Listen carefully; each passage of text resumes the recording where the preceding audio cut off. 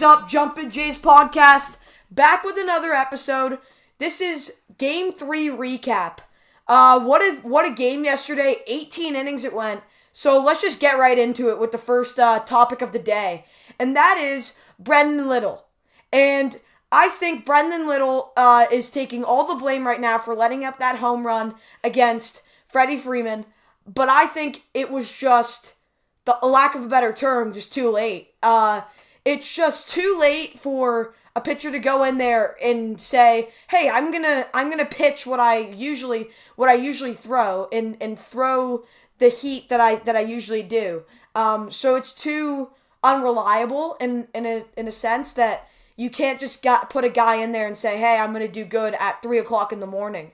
Especially for the Blue Jays. I don't know about the LA Dodgers because they obviously play there a lot more, and the transition of the time would be more accessible for them, and they might have ways to kind of work with that. But the Jays, obviously, not playing in LA and not playing 2 hours back, it takes a big toll on them for an 18-inning road game. So I think just the breaking ball that was through to Freddie Freeman is not too much big of a deal. I think that it was more the offense yesterday. So I had to ask you, Tyler, how do you think the offense did yesterday with their extra base hit knocks, and how do you think they just did in an all general sense yesterday? It was a tough game for the offense. I mean, they were good up until the 7th inning, and then once we started pinch hitting guys and losing our guys in the lineup, it just went downhill from there. From the 7th inning on, we didn't score another run, and we played another 10 innings or 11 innings of baseball. And when you're going to go that deep into games, you can't rely on your pitchers to not give up one run. You need to be able to hit and bring in runs. Like Little, he was good in the first inning. He was sharp to the first two batters. Looked to be losing his command, but he still got out of the inning. Like, keep in mind, Schneider stretched him. We had no one left in the pen. He stretched him into the 2nd inning, and he hung a breaking ball, and Freeman hit it a long way. And I mean, all you can ask from Little was to get that 1 inning, and he came back out, tried to do 2, and someone's got to score a run at some point in those type of games. So, yeah, I mean, tough loss, demoralizing. We were also playing at like 3 a.m., so that's also tough on Toronto, and especially Toronto fans to stay awake and watch the game.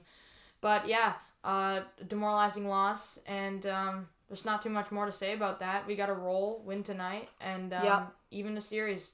Change the momentum. I agree with that. So, to jump on to our second topic, Brandon Little, totally fine, to be honest with you.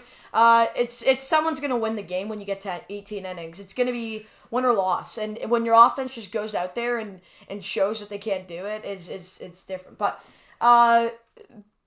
here's another point to bring up is that the questionable moves John Schneider made yesterday. First bringing out Addison Barger, taking out Bo. Obviously, George Springer had to come out with that injury. Hopefully he's doing okay. But it's just taking out, the main one was taking out Barger. And Barger, I don't really get what, unless he's injured, which he obviously isn't, I don't really get what goes through your mind when you're like, okay, I'm just going to take out Barger. Because Barger not only is a really good defensively, he's all right offensively, but it's like you have guys that are just getting on base and then they're being left stranded on first and third, second, first, like they're just getting left stranded. And obviously yesterday Schneider was on second and then he got waved home, and I think that's totally fine for him to get waved home by Fables. But I think just him and the questionable, what he did yesterday was, I think, just really questionable, and I really would like to know more on just why he pulled Barger and why you would take him out of that offensive spot and defensive spot in the lineup. Yeah, well, I don't think he could have played Bo. I don't think Bo could have played all those 18 innings, considering he probably would have been getting hits, getting on base. thinking about his knee, you don't really want him running the bases a whole lot. Like, bringing in kind of Falefa in that 7th inning to run for Bo, yeah, it makes sense. Like, Schneider's not going to say, like, oh, this game's going to 18 innings. Okay, well, we know not to bring in IKF. Like, you can't account for a game to go 18 innings. Like, that tied the longest game in history in the MLB World Series. And Schneider can't account for that. I mean, I would consider the Barger move questionable because Straw's not... I mean, like, he's been contributing for us, but I wouldn't consider Straw at a Barger tier for hitting. Yeah. And if you're going to say, yeah, Straw's fast, he came in to pinch run...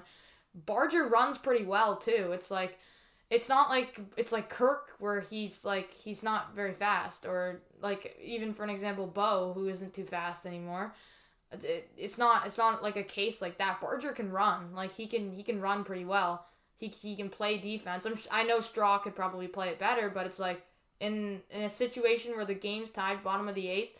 Or top of the 8th, you kind of gotta like account for this game might actually go to extras, and like I wouldn't have taken Barger out there. I consider that a bit of a questionable one. And on to the next topic. Eric Lauer, what a job he did yesterday. 4.2 innings pitched, 0 earned runs, 2 hits, and he hasn't been stretched out in a while, and that was a great outing by him. Tristan, what'd you think watching that? I thought it was pretty good for a guy that's not, like, not being stretched out in a while. Like, same with Heineman. He didn't, not the same position, but it's been the same for them too. It's just, like, not getting a lot of chances to play. And I think when you go out there and you pitch 4.2 innings and there's no runs allowed, it's great. I think it's a really good performance by him, and I think that like the question would be now is how can the bullpen bounce back? And it would be like you pitched all your guys yesterday. I saw that even Bieber was gonna go in and make a bullpen or out of the bullpen kind of little first inning, like 1 inning pitch type thing. I don't really, for lack of a better term, don't really know how to word that, but it's like you have nobody else to like kind of play, so it's just going to be the guys going out there and just doing what they can, and that's the main thing, just going out there and saying, okay, I can do this, like, let's just do this and let's like burn out my arm. Because that's what's gonna have to happen, and it's gonna be the same thing for LA. How can LA's bullpen bounce back? Now, obviously, they have tonight. They have Bieber and Shohei on the mound. Obviously, Shohei got 11 Ks in his last outing, so I think it's gonna be a really tough one, and I think it's gonna be like a long night, and I'd be really curious on how the Blue Jays plan to hit Shohei Ohtani, and how the Blue Jays plan on just not letting first of all Shohei Ohtani hit, and not letting anybody else get an extra base hit. So that would lead to my question for you would be, how do you think the Blue Jays plan to pitch the lineup tonight, considering if Bieber only pitches 4, who do you think they bring in? Do you think they would put back in Lauer after going 4.2 innings? I don't think so, but that's just my question. Well, I think even Savage could be a real possibility in the pen. You could have your Savage if something goes wrong with Bieber. You could have Bassett if something goes wrong with Bieber. But yeah, you got to do anything you can to win a playoff game. So anything the Jays can do to win this game, they're going to have to do. Whether it's going to be pitching Hoffman another 2 innings, well, obviously it depends on how he feels, but whether it's going to be like stretching their guys out again, even though they pitched yesterday, they've got to do what they can to win. And they're going to have a tough challenge facing Ohtani as a pitcher, and let alone Ohtani DHing when he's on the mound and hitting. Like, one thing I want to bring up is Ohtani set a MLB record reaching base 9 times in one World Series game. That's just crazy. Like, that's crazy talk. If you would have ever told me a player would reach 9 times in a World Series game, I wouldn't believe you. Or you tell me the player would get 4 intentional base on balls back to back to back to back, and then a lousy 4-pitch walk after that. It's like Ohtani, man, he's a beast up there, and he's also a beast on the mound. And the Jays should have a better chance of hitting him than yesterday because obviously after they pulled Kirk in the 12th, their lineup was absolutely horrible. We pulled Springer with an oblique injury as it appeared. He was pulled, and Schneider was in. Schneider's like he hits well. I wouldn't classify him near Springer. Then we got in the 4-hole we had IKF. Like, that's terrible. That's just terrible. Like, come on. If IKF's in the order, you want him in the 9 spot, not the 4-hole. And then the 6-hole we have Tyler Heineman and not Kirk. Kirk, obviously you run Tyler Heineman because in the 12th inning you're trying to get something across, and you gotta play the cards there. And so you got, and then 9-hole you got 7-hole, then you have Miles Straw for Addison Barger. It's like that's what you see in spring training. That's what you see John Schneider experimenting what works in the lineup in spring training. Like, that's spring training type stuff. Like, that was just an awful lineup after the 12th, and it's like you could kind of expect them not to score any runs because that was just a terrible lineup. Yeah, I agree. And it's going to be really, really the main topic is here. How are the Blue Jays going to bounce back from a one lead deficit? It's gonna be tough for them. It's gonna be tough for both teams. Just in the sense that, like, how the game went yesterday and how, like, it's gonna be going off of 18 innings. Like, I even saw Vladdy getting a fruit platter to him in the dugout because of how hungry he is. Because picture this: if you go to play a game at 8, because this is Toronto Standard Time, and then you don't finish till 3 o'clock Toronto Standard Time, that's 9, 10, 11, 12, 1, 2, 3. That's 7 hours of baseball. And especially when a guy doesn't want to, especially me, I don't like it. I don't think a lot of other players do either. Going on a full stomach, I don't think they want to go on an empty stomach, but I don't think they want to go play baseball on a full stomach.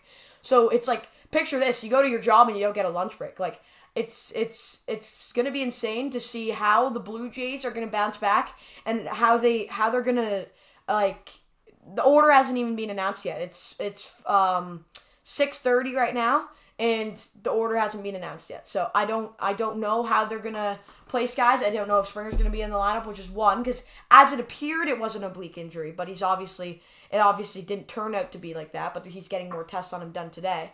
And then you have guys like Bo, because he played all yesterday. Are they gonna put Kirk back in the lineup? I would think so. Heineman obviously not playing at all during the postseason, making his first start yesterday in the World Series. So I think they're just gonna need to, like, shift the momentum forward. If they lose another game, they're two games back, and then they have to win the game on Wednesday, tomorrow, which is gonna be obviously Treyu Savage named earlier today, Game 5 starter. So I think if the Blue Jays plan to pitch him, and I obviously he hasn't done too bad. It was only that one game, and it was against Seattle, where he did okay.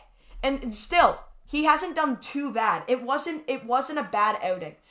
So I think, to be honest with you, it's Trey Savage is an unreliable pitcher to put in there. So I think it's not too bad to call in the judgment that John Schneider made and then pitch Gauze on Friday.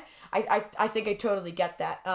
So I think the other question would be, like, how do you think they're gonna do if they can't bounce back? And it's gonna be rough on the players. Like, the players are gonna have to be like, oh well, like, we're so close to losing. If we lose one game, they win. They won the World Series. So it's gonna be like not only a lot of stress build up on them, and then the lack of sleep, and then the lack of everything. It's gonna be hard. So they need to bounce back today. That's why That's why, funny enough, I'm going to look up the lineup right now. Yeah. Well, playing on the brink of elimination is pretty hard, especially not in front of your home crowd. So if they go and lose today, they're down 3-1 in the series. Tomorrow they're playing on the brink of elimination with LA fans that are hungry for another championship. You got Sandy Koufax in the house. All the LA stars are up in the house, and that's what you want from LA. I mean, how can you not play well in front of all those stars? Like, you got Magic Johnson there. Like, it's pretty cool to be an LA player, and all those guys are there. But especially playing in LA too. Like, LA is a nice spot to be playing with all those like trees and all the nice weather they have. I bet you it's so nice down there right now. Yeah. The Jays, ideally they win today, and it evens the series, and that guarantees them a trip back to Toronto. And if they can get it past today, they got Savage starting Game 5, and you'd rather him start a game where the series tied, whether than he's still a rookie, right? So you'd rather him start a game. It's like the series is tied. If you lose, we're still going back to Toronto, and he's got a little wiggle room. But if he's on a game where brink of elimination, if you make some mistakes, season's over. It's a little bit of a different atmosphere, especially because it's not at home as well. So, I mean, and then you just gotta win tonight. I think you gotta win tonight. Backs against the wall, gotta win tonight. Mm-hmm.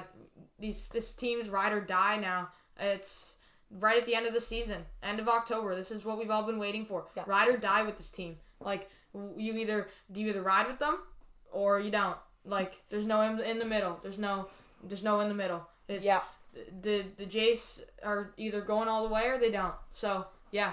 I totally agree with that. Like, it's like next week, no baseball. There's no baseball no matter what. We will have a winner. Next Monday, no baseball. So it's literally ride or die. You can't just go back and change all your fundamentals now. It's what you've been doing and sticking to what you've been doing and not choking up, which is exactly like the way to word it. So obviously, lineup is out now. It is exactly set 6:38 right now, and the lineup is as follows: Nathan Lucas playing left field, Vladimir Guerrero Jr. playing first base, Bo Bichette playing or DHing, Barger right field, Kirk catching, Dalton Varsho playing center field, Ernie Clement playing third, Andres Gimenez playing shortstop, and Isaiah Connor-Falefa playing second. And then obviously we have Shane Bieber on the mound with a 4.38 ERA.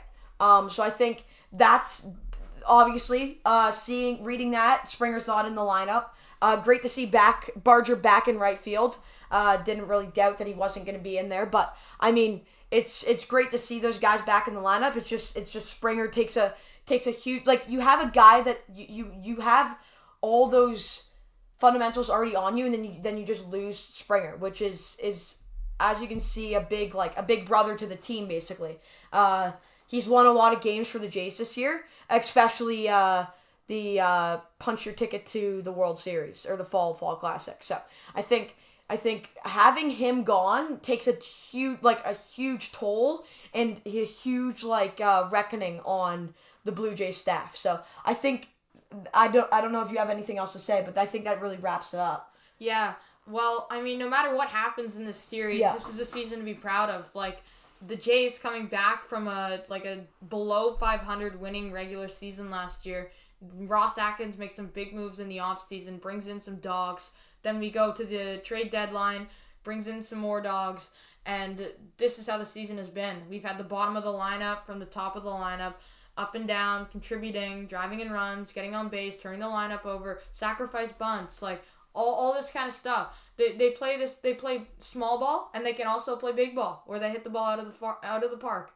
Like, it's just been great to watch this team. It's been so fun, and yeah, one thing I wish would be different about today's lineup is maybe, I don't know how Bichette's feeling, but maybe you knock kind of left out of the lineup. You maybe have Bo playing second and Ty France DHing.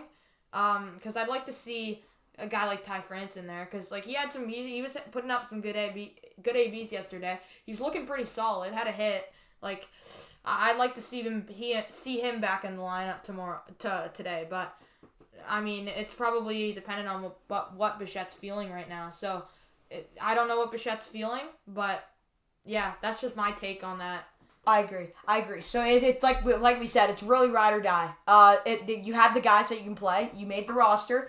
So I think it's just ride or die with the team, and whatever you go out there and do, obviously the team supports or the fans appreciate. Getting to the World Series is it's definitely not easy, but the goal is like the slogan, we want it all, and I think. That's just what they got to focus on. They just got to focus on winning a game. If that's tomorrow, if that's today, they need to get a day of rest on Thursday and come back to Toronto and play Friday in front of their home crowd, where they can chant all the stuff that they want to, and it will just be an absolute cinema that I would like to call it. So that really wraps it up. Yeah, pretty much, yeah, that's about it. I agree. So me or Tyler will make another separate video, or like a short on what we think, or what we thought, our first intakes of how the Blue Jays did, and then not only the lineup.